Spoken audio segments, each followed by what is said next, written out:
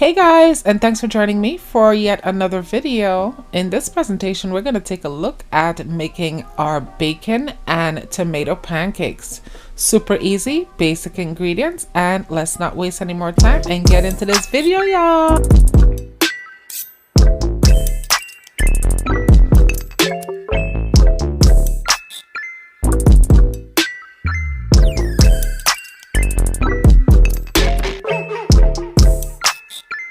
Hey guys, and thanks for joining me for yet another video. This morning we are going to be making some tomato pancakes. So, and by the way, this tomato is from my garden. It's one of the biggest I've produced this year. It's huge. It weighs about 2.5 pounds. Yeah, so I'm really happy. But anyways, so I'm using 4 tomatoes for this recipe. A sprig of coriander, about a tablespoon of chicken base concentrate, half a teaspoon of minced garlic, half a teaspoon of minced ginger, a 1/4 teaspoon of hot sauce, 2 tablespoons in total of cooking oil, 2 eggs, 1 teaspoon of baking powder, 1 cup of flour, half a teaspoon of black pepper, a teaspoon of salt. I have some cooked bacon here. This is smoked cooked bacon. So for starters, we're gonna get a grater, and you're gonna get a bowl that's nice and deep to hold off anything you grate, because it's gonna be liquidy. So what we're gonna do is we're gonna take our tomato, we're gonna rinse it, cut it in half, and then we're gonna be using the coarse side of the grater, which is here, and we're gonna be grating all of our tomato into this bowl, all of them.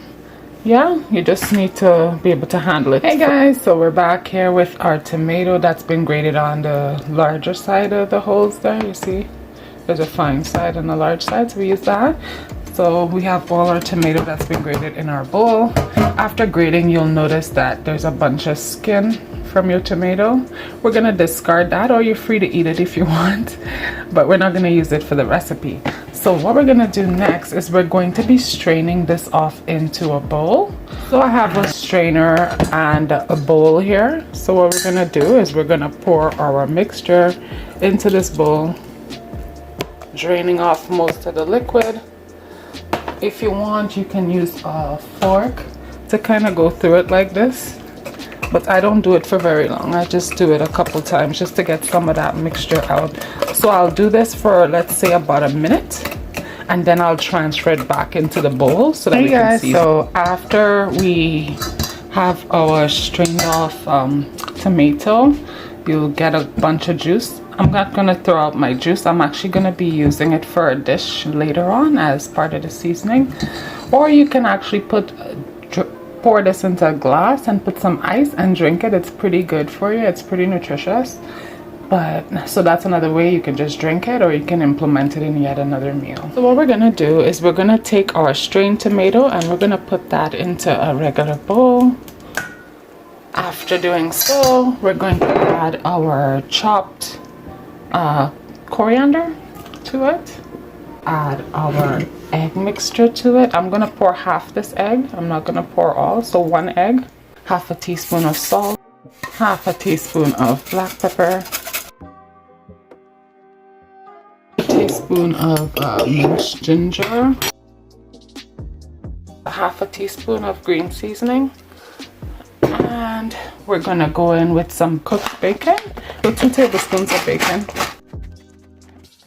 I'm gonna actually start mixing this in just to incorporate what we have so far. So we'll mix these ingredients together, and then we'll be adding our flour and baking powder. So after we mixed in our ingredients that way, now we're gonna add our dry ingredients to it, which is our baking powder. So we're gonna add our tablespoon of baking powder, as well as half of this 1 cup of flour, and we're gonna start mixing this in using a fork.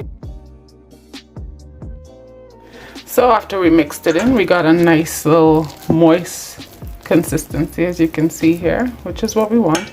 And I only used half a cup so far, so I'm gonna put in half of a half. I'm leaving back a little bit because we do need a moist paste. And the next good thing I should say is if it gets too dry, you can put some of that, remember that strained juice?